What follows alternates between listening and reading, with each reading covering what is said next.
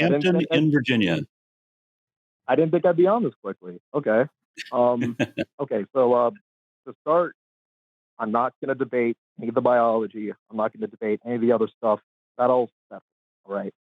To give you some background on me, I was raised a Black Southern Baptist. So my biases sort of lay in that area. However, I don't believe in any sort of Abrahamic God. Okay. If you want to know exactly what my belief system is, I first started off like really evangelical Christian.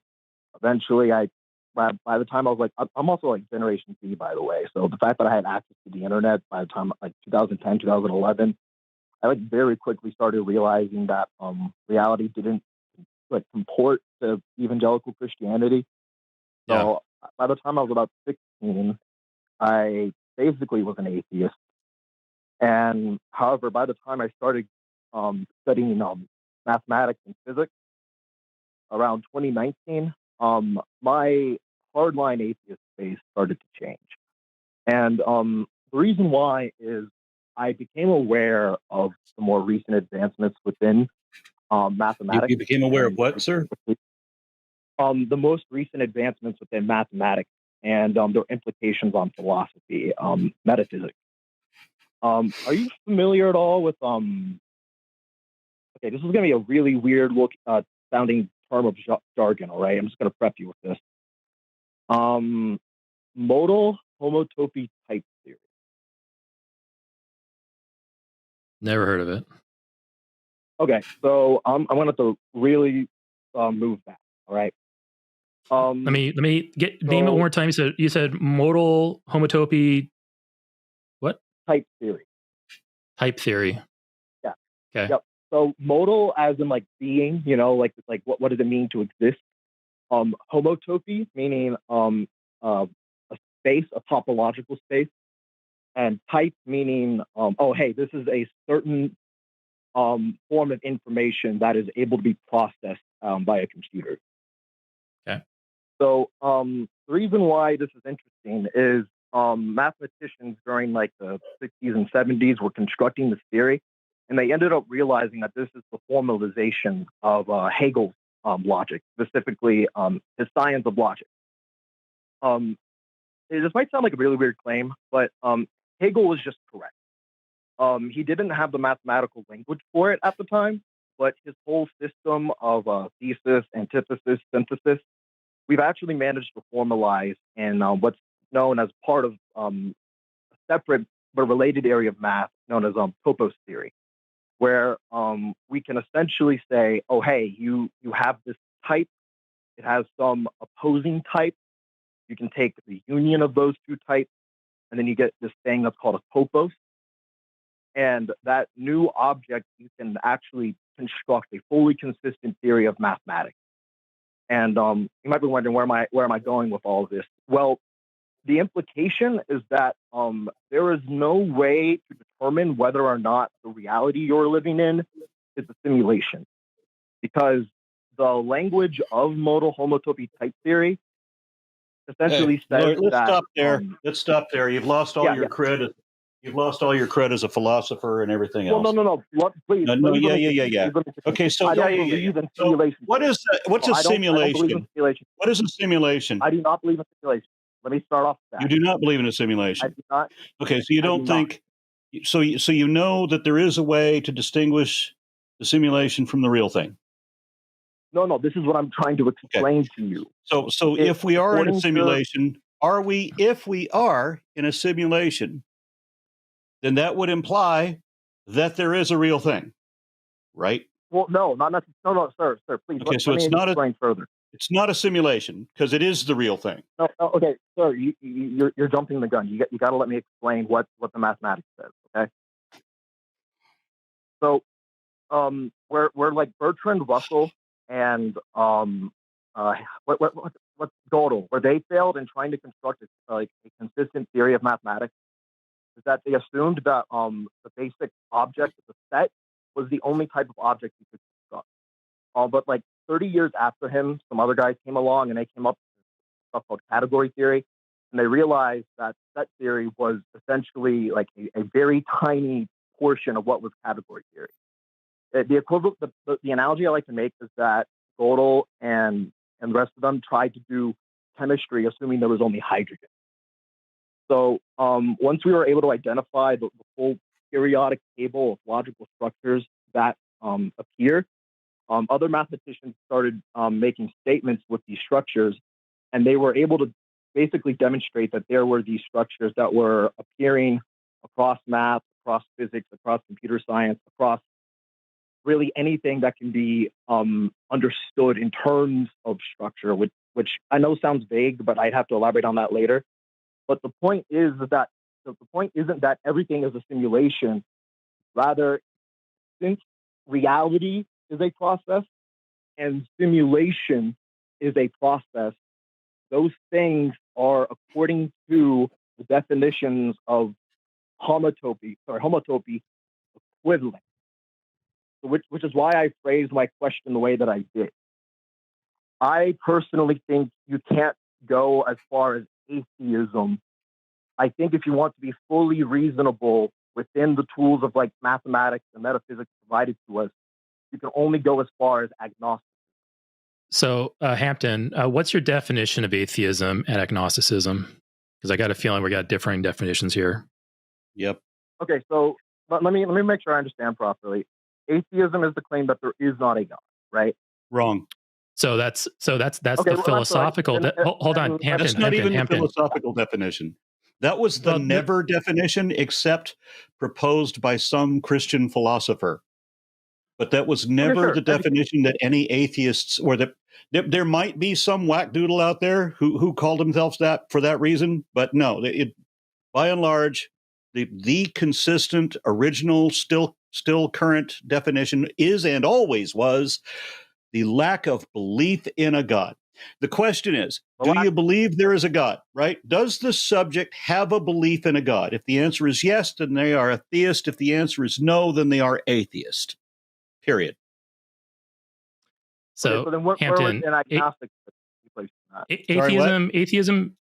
So Hampton, atheism has multiple meanings. Okay, so you can in certain philosophical circles. Now, whether it's valid or not, Aron, I mean, we can talk about that. But in certain philosophical circles, atheism is the positive claim that there are no gods. Hampton, that is not the definition we use on this show, and that's not the definition that a vast majority of the atheist community uses. So it would be let's concentrate on the fact that it is the vast majority and not 14 philosophers in the last century. Yeah, I'm fine with that. So sure. Yeah. So if we absolutely want to operate under a definition of atheism being what you stated it was, then no, regard to most gods, then Aron and I are not atheists, but we've changed the definition from what we typically use. Basically, in a nutshell, theism references what you believe. Gnosticism references what you know, and that's not a strict exclusive or proposition there. I can, like, you came in and you're labeled here as an agnostic theist, and I would say that I'm an agnostic atheist because I have a belief and I have a knowledge, and my different claims about my belief or my knowledge will change those labels according to the definitions that we typically use. And I was an agnostic atheist for many years. Yeah. So we could have a long 3-hour conversation about the modal homotopy type theory, and we can like get all on the same page about it. We can go, okay, we're going to adopt this label about atheism being the positive claim, and Aron and I would agree, yeah, okay, in that case we're not atheists, but we have to be called something else because under the definitions that we were operating. Yeah, and there are strong atheists and there are weak atheists. Yeah. So I was in the agnostic atheist camp for a long time. That would be the weak atheist camp. Now I'm in the strong atheist camp. Still atheist. Yeah. What I'm saying is, like, under these, if we were to operate under these strict definitions and basically play the game that Hampton's putting out for us, then we would let go of the atheist label. And then, well, I guess it depends on the God we're referencing. And Aron, you may still be an atheist under that label. But anyway, my point being, Hampton, is that we're kind of getting away from what normal people talk about, not to like put you down or anything, but like we're getting away from like the normal conversations we have and with people that, you know, either believe or don't believe and how much they know about those beliefs and such. We can no you posted a comment but we don't want. Yeah. You posted a question in the queue when you were calling in, and I thought that was an interesting question. Would there ever be a way to verify a God? And I would like to. Did you want to talk about that question? Yeah. That's why I brought up what I wanted to bring up, because Okay. I found it. I find it's something I'm legitimately troubled with. When I because like I was in your camp for a while. Strong. What was the term that you used? I'm so sorry. You were in my camp, but you don't know what it is? Yeah, what was the name you used for it? I'm so Strong sorry. atheist? It was a strong atheist. Yeah. I did not believe in a God. Yeah.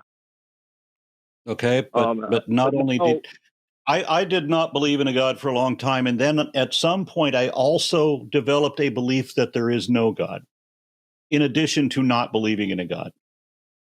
So I was already atheist because I don't believe in a God.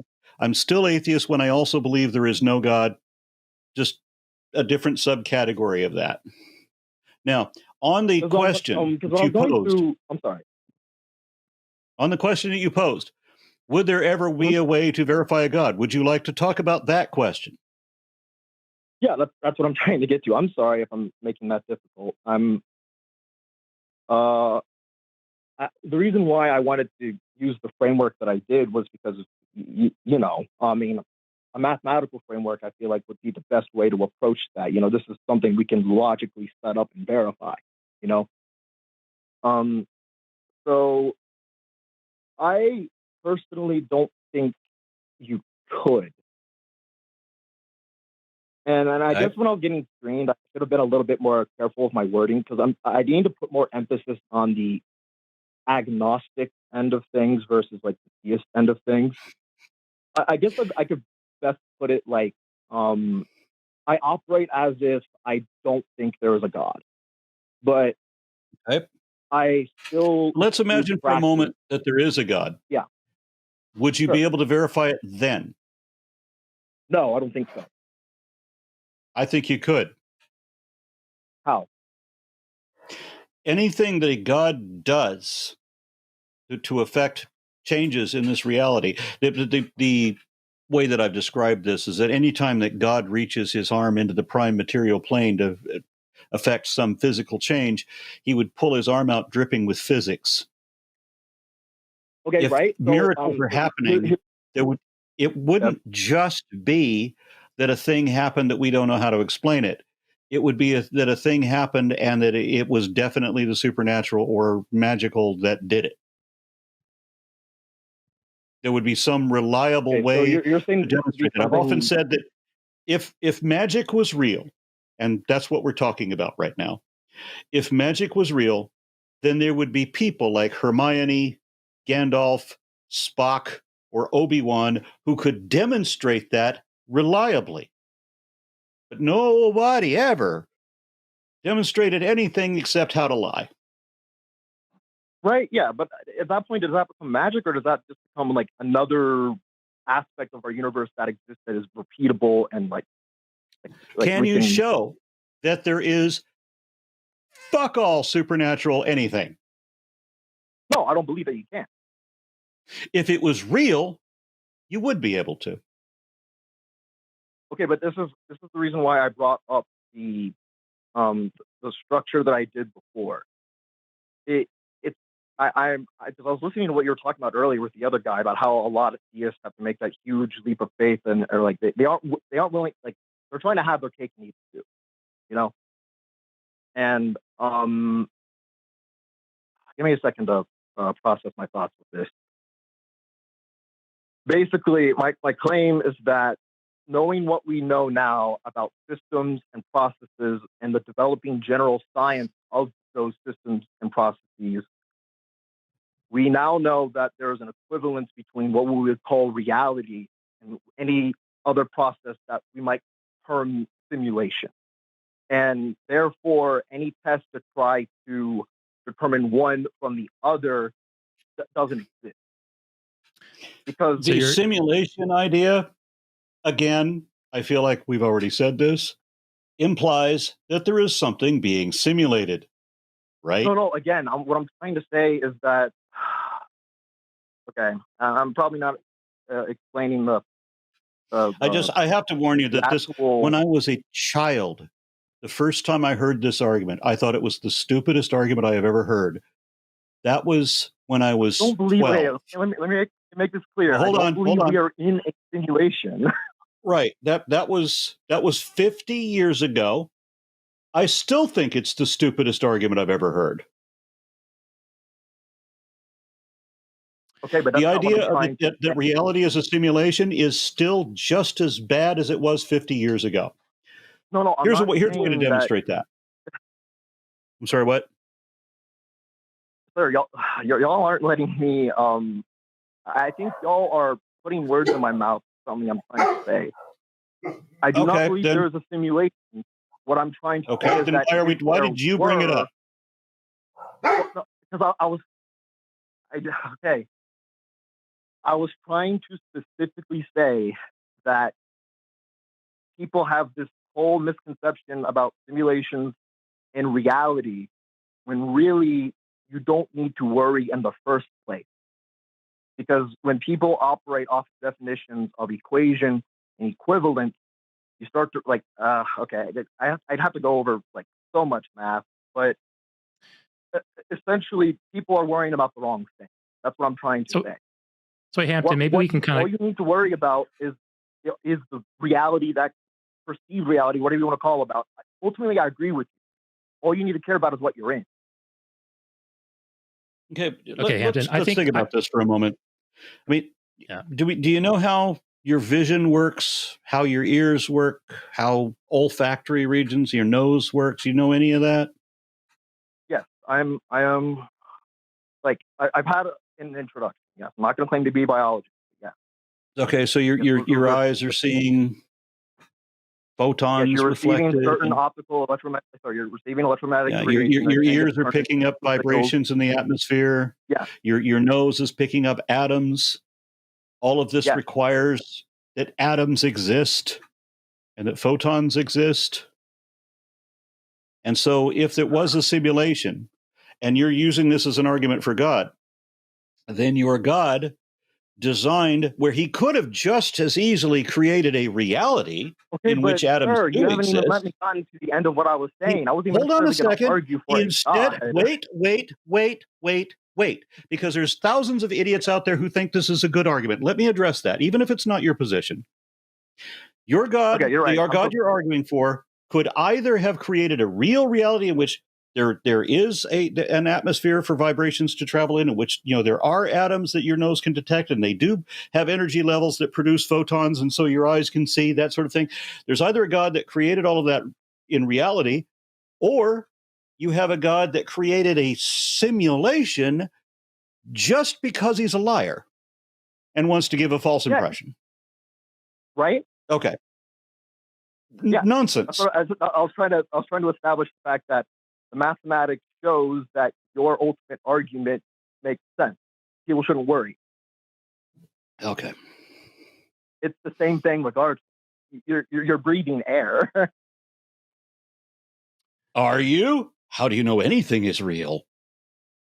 Stupid argument. Equivalence. Don't worry about it. Hampton, maybe we can kind of let's kind of maybe like get out of the weeds a little bit and get kind of back to the basics here. I have a feeling that we might be speaking two separate languages here. We may be in violent agreement on a few things here.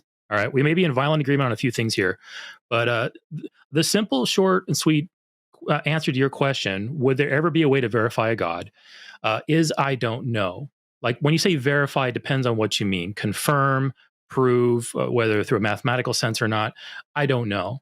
What I do know is that I can eliminate certain types of gods using the logic system that is a part of my worldview and such. And that if you establish a God has a contradiction in its definition, or that God also contradicts something else about reality, then one of those things has to go. And since I know reality is here, the God's going to go. So in a sense, there is a way to verify there is not a God, depending on the definition of the God. Is there a way to verify? Is there a way to verify that a God does exist? Well, if we can't just argue and logic it into existence. We need actual evidence to back up the claims that will go into our logical syllogisms. And that evidence comes from testing, demonstrability, repeatability, measuring, all that kind of stuff. So either a God exists. Let's just say for a moment that a God does indeed exist. Either that God exists with our interacts with our reality, or it doesn't. If it doesn't interact with our reality, then it exists, but effectively to us, it does not exist. And while we may be factually wrong to say this God does not exist, we are justified in that because we have no way to even begin to reveal this God, the existence of this God. It is pure speculation, and that God is within the ranks of all other mythical beings that you can think of there. And then the second one is that the God actually does interact with our reality, and now we can get into the realm of testing, and we can not worry about what type of logical system we're using there, what type of a type theory we're using. But we can actually like start to investigate, and we can use that method to find it. That's not true, because type theory was invented to make computers like exist. Like in order for you to measure, this is just according to my like physics background. Okay, if you want to measure something, you need to have a model, right? And you need to associate that model with the computer. And with that computer, you have to be able to like actually have like repeatable, measurable like data, right? So the reason why I posed the question why I did was because I really think, what was the term that you, right, faith. People really don't, damn, I'm so sorry. I think I lost my train of thought. Then the other problem is, since we've defined what atheism is, we also have to define what a God is, and every God that was ever worshipped was always a magical, anthropomorphic, immortal, including the one in the Bible. So are we arguing for a God, or are we arguing for something entirely different that you just want to call God, for lack of a better word? Right. Yeah. And because in all my experiences, I've never had the supernatural. Everything I could explain could be fully explained through reason, observation, empiricism, right? But then, I go through my whole life getting to that, and then I get to the higher levels of mathematics, and then, here are these guys completely deconstructing what I thought was baseline reality. How did anybody deconstruct anything that you thought about there not being? The only way to do this, the only way to deconstruct atheism is to show evidence of a God. You yourself said there's no way to verify a God. How did they even challenge your position then? Hold on. Well, one, like, what? I'm sorry if I'm causing any frustration. I don't mean to cause that. Okay. Like second, it's kind of like this. Like, earlier you said like atoms, right? The current model that we use to understand atoms presumes that particles are points, right? They're zero dimensional, right? What? Oh, okay. So you're not familiar with that? No, I'm not a physicist. I probably need to do. Yeah, I'm not a physicist either. My degree is in anthropology. I'm so sorry. Let me explain that. Okay, so people give physics a lot more credit than like what in terms of like the problems that it solved. There's really only like a handful of problems that we've really like solved fully, and then the rest we basically have to use what's the specific term? I just want to let you know that we now have two theists in the queue, and they both have interesting questions. I'm hoping that in the next minute, your comment, your situation becomes interesting enough to keep them on hold. I'm sorry. So you got our answer, Hampton. You got our answer. We don't know if there'll ever be a way to verify a God. I showed you a few ways that we could. My answer is yes. If there was one, we could. Yeah. Okay. I appreciate y'all taking your time. I didn't mean to cause any frustration. Sorry about that. You're good. No worries. Catch you later. I really enjoy your program. Thank you. Thank you. All right. Thank you. Okay.